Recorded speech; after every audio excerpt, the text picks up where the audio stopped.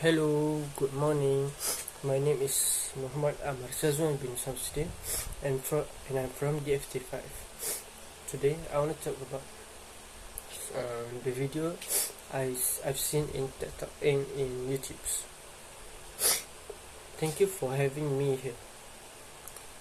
Um, this this speech is deeply important, something many of us may not see at first glance, but which profoundly shapes life, childhood trauma, and how it affects our health across a lifetime. Okay.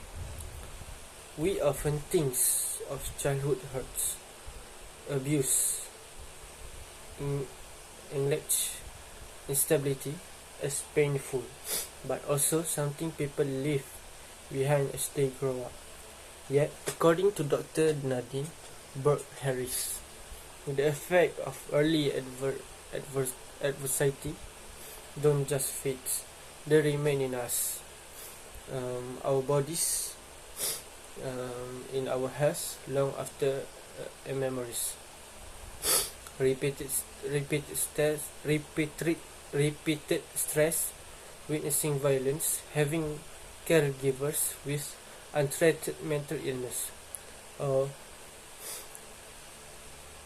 substance abuse causes change in how our stress response system works. Hormones and immune system are affected. Brain structure and function adapt to survive, but these adaptations can carry costs. For example, people with high level of childhood adversity are much greater risk of chronic disease such as heart disease, lung cancer, even diabetes. Mental health challenges are more likely. The more adverse experience someone has, the higher the health risk become. But there is hope. Early detection trauma,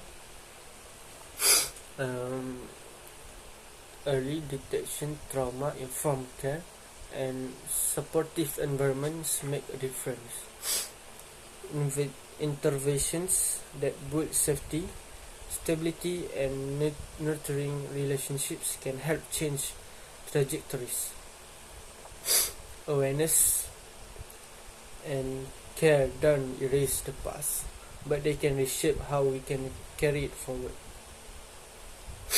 So, as a community, what will we do? First, we need to recognize is learn about childhood adversity and how it shows up in behavior, health, relationships. We need to know all of them so we can avoid them. Second, we need to support advocates for systems, school, healthcare, social service that are trauma informed, meaning they understand and respond sensitively to people who have experienced trauma. Third, preventions.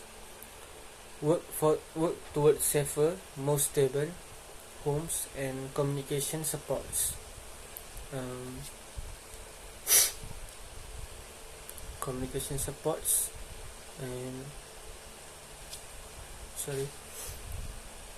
support policies that reduce stress for families, such as mental health, substance abuse treatment, and economic supports.